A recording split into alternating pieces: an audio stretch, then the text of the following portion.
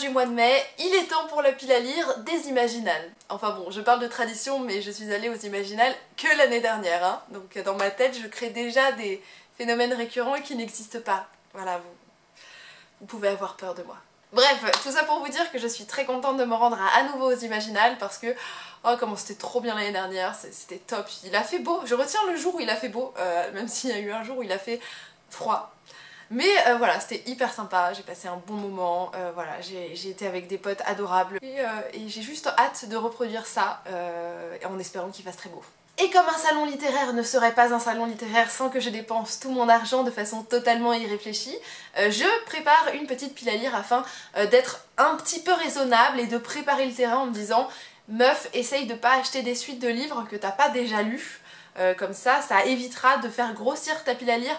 Pas pour rien, hein, mais bon, quand même un petit peu. » Donc je me suis constituée une petite pile à lire avec des auteurs que j'ai déjà lus pour la plupart, mais dont je pourrais acheter les suites ou d'autres livres, donc voilà. Donc j'ai très hâte de les lire et de les commencer, et je vais vous les présenter tout de suite. Sans grosse surprise, je vous présente du Gabriel Katz, puisqu'il s'agira du premier tome de Le Puits des Mémoires, de Gabriel Katz, hein, je viens de vous le dire, que j'ai d'ailleurs acheté à Montreuil cette année, donc en décembre, et que je n'ai toujours pas lu, puisque vous le savez, voilà, je mets toujours 6 mois à lire un bouquin facile. Bref, j'ai très hâte de lire. Il s'agit d'un livre de fantasy adulte.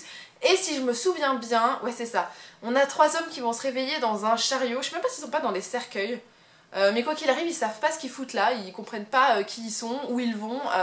Et écoutez, on va découvrir avec eux ce qui se passe. Et ils sont aussi poursuivis par apparemment une horde de guerriers qui veulent leur peau, j'imagine. Et voilà, et on va suivre tout ça, et je fais totalement confiance à Gabriel Katz pour m'embarquer dans une histoire, puisque Aeternia avait été un putain de coup de cœur, tellement c'était page turner et j'avais adhéré à l'univers. Je crois comprendre dans ce livre-là qu'il y a plus d'humour que dans Aeternia, qu'on est un petit peu sur un mix, je sais pas si c'est de la fantasy comique, mais bon, voilà, on a un petit côté un peu décalé. Et bref, j'ai très hâte de lire Gabriel Katz, parce que j'avais aimé ses autres livres, donc pourquoi pas celui-ci. Et surtout, si ça me plaît, je compte bien acheter le deuxième. Et je crois qu'il y en a un troisième, je crois qu'il y en a 3.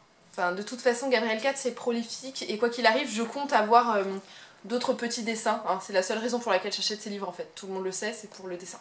Non mais vous aussi, vous faites pareil. Je crois que dans ma pile à lire des Imaginales de l'année dernière, j'avais déjà mis La Voix des Oracles tome 3. Je suis quasiment persuadée qu'il y était déjà. Et ben il y revient, puisque entre temps, 1 an plus tard, je ne l'ai toujours pas lu. Hein. Voilà.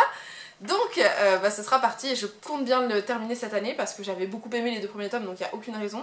En plus il fait 300 pages donc c'est vraiment pas très gros et j'avais adoré l'univers. Donc pour ce livre là on est encore dans de la fantasy, jeune adulte cette fois-ci, donc d'Estelle Faye, je sais même pas si j'ai son nom. On va suivre en fait une jeune oracle, comment elle s'appelle déjà d'ailleurs?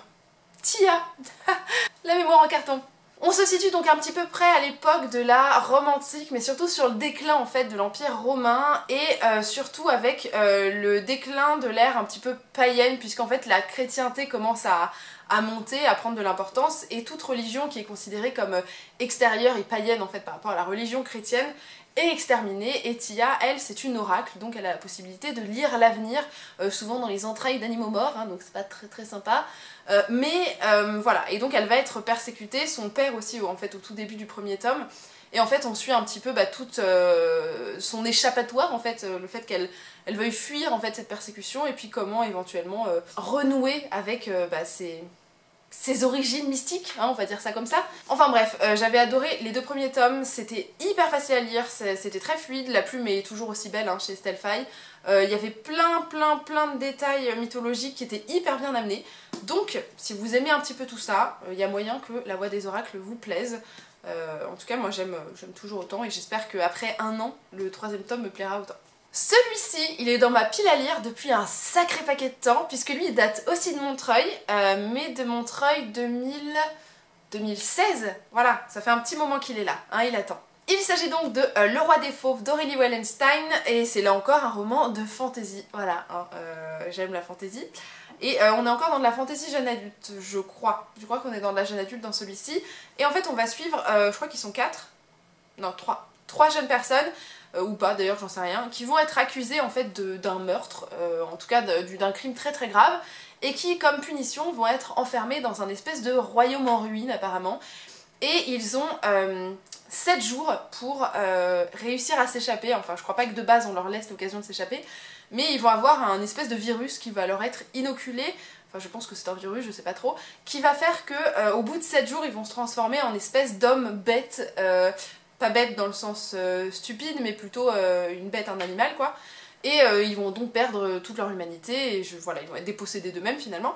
Et voilà, donc on va suivre un petit peu leur parcours pour essayer d'éviter ce parcours, ce destin pas très sympatoche. J'ai entendu des avis un petit peu mitigés sur ce livre-là. Il y a des personnes qui l'ont pas trop aimé, d'autres qui l'ont beaucoup apprécié, pas mal de personnes qui sont un petit peu neutres. Donc voilà, donc j'espère que moi je ferai partie des gens qui l'aiment, hein, c'est toujours mieux, mais sinon on verra bien. Mais voilà, c'est vrai que ça fait plus de 2 ans qu'il traîne chez moi. Il serait peut-être temps que je le sorte de là. Hein. Et puis c'est même possible que je l'ai mis dans ma pile à lire l'année dernière aussi. Hein. C'est un petit peu le recyclage là. Hein. Vient ensuite Les Disparus du clair de lune de Christelle Dabos. Et là je triche complètement puisque bon, j'avais préparé ma pile à lire il y a 1 ou 2 semaines hein, au moment où je filme cette vidéo. Et bien en fait je l'ai lu, voilà, je l'ai lu là cette semaine et bon j'avais prévu de le lire puisque Christelle Dabos sera aux Imaginales et ça c'est très cool. Et je compte acheter le 3e tome, donc je voulais quand même le lire avant hein, pour savoir si j'accrochais toujours. Et ouais, j'accroche toujours, c'était toujours aussi bien, l'univers était toujours aussi beau. Les personnages sont toujours aussi intéressants, même si bien évidemment je déteste Thorne, hein, je n'ai pas réussi à me réconcilier avec. Mais voilà, j'aime toujours autant, il y avait plein de suspense, il y avait plein d'action, enfin... C'est pas genre de l'action, genre il y a des trucs qui pètent, il y a des explosions et tout, mais c'était pas mal. Enfin bref, pour ceux qui ne l'auraient pas lu, vous suivez dans le 1er tome, donc qui est Les Fiancés d'hiver, c'est ça. Ophélie en fait qui habite dans un monde totalement imaginaire. Enfin je vous présente un bouquin que tout le monde a déjà lu, mais bon c'est pas grave. Enfin pour ceux qui n'en auraient jamais entendu parler, on est ici dans un roman... Est-ce qu'on est dans de la fantasy ou dans du fantastique ? Franchement, je me pose la question. Mais bon, jeune adulte, où on va suivre Ophélie, qui va être mariée en fait de force, enfin en tout cas elle va être promise à un homme sur en fait une espèce d'autre planète, puisque le monde a explosé, il a été déchiré en fait, et il ne reste que des arches, des parties de monde en fait, qui peuvent être raccordées les unes aux autres, et en fait, bah voilà, Ophélie va être emmenée dans une autre arche, donc une autre partie de ce monde, pour épouser une autre personne, et en fait, la plupart de ces arches en fait possèdent un esprit de famille, et qui aura transmis des pouvoirs en fait aux personnes qui sont sur ces différentes arches, et voilà, et le fait de rencontrer cette autre personne permettra de développer des pouvoirs. Et vous allez donc assister à ces petits jeux de pouvoir hein, qui ont lieu entre ces différentes personnes, et un petit peu des jeux de mystère, enfin bref, voilà. On va suivre Ophélie dans toute son aventure, et voilà, j'ai adoré la suivre dans ce tome 2, je vous en parlerai plus en détail dans un update lecture, mais voilà, je l'ai lu, donc ce qui est sûr, je peux vous le dire maintenant, c'est que j'achèterai le 3e tome aux Imaginales, voilà. En espérant ne pas faire 125 heures de queue pour voir Christelle Dabos. Lui aussi, je l'ai recyclé de ma pile à lire de l'année dernière, vous le reconnaissez, c'est Les Lames du Cardinal de Pierre Pével, et je l'ai d'ailleurs mis aussi dans mes bouquins à lire obligatoirement cette année, voilà, parce que pareil, je l'ai depuis Montreuil, pareil 2016, hein. Ah ça a été une belle année d'achat, hein. C'est vrai que j'avais pas mal craqué mon slip, et du coup bah, j'ai beaucoup de restes, hein, évidemment. Là encore on est dans un bon petit roman de fantasy, Pierre Pével était aux Imaginales l'année dernière, je crois qu'il revient cette année. Et bah, quitte à le rencontrer éventuellement, j'aimerais bien avoir lu au moins le 1er tome de cette trilogie, hein, puisque c'est une intégrale et c'est un petit pavé. On se situe cette fois-ci au XVIIe siècle en France, et vous avez en fait une dimension fantasy. Du coup on est peut-être dans l'urban fantasy finalement, là-dedans, je crois, hein. Puisque vous avez des hommes normaux, sans pouvoir, hein, on va dire, donc vous et moi, hein, mais au XVIIe siècle. Et en fait ils vont lutter contre des dragons qui prennent une forme humaine, d'ailleurs qui s'organisent sous une communauté qui s'appelle la Griffe Noire. Et désolée, j'arrête pas de me gratouiller le nez. Il y a, je crois que c'est Richelieu, hein, c'est ça, qui décide de créer une organisation qui s'appelle les Lames du Cardinal pour lutter contre les personnes de la Griffe Noire qui veulent prendre le pouvoir en fait sur les hommes, puisque apparemment ils avaient le pouvoir il y a très très longtemps et ils sont pas très contents de plus l'avoir du tout. Donc bah, ils essayent de prendre le pas sur l'espèce humaine, et voilà, et donc on va suivre en fait un petit peu cet affrontement dans les 3 tomes. Et voilà, et j'avais commencé à lire l'été dernier, et j'aimais plutôt pas mal, et en fait c'était une période où j'arrivais pas vraiment à accrocher à plein de trucs, du coup j'avais laissé tomber, donc je pense que je vais reprendre très bientôt. Et ce sera tout pour ma pile à lire des Imaginales, ce qui est plutôt pas mal puisque j'ai 4 bons petits livres quand même et j'ai pas des journées de 48 heures, donc c'est déjà pas mal si j'arrive à remplir cet objectif, surtout que j'ai des bons petits livres qui traînent depuis un petit moment dans ma pile à lire. Donc j'espère pouvoir les lire tous, c'est pas dit hein. En attendant, j'espère que certains de ces livres ont pu vous intéresser, si jamais vous recherchiez de la fantaisie, là il y en avait pas mal.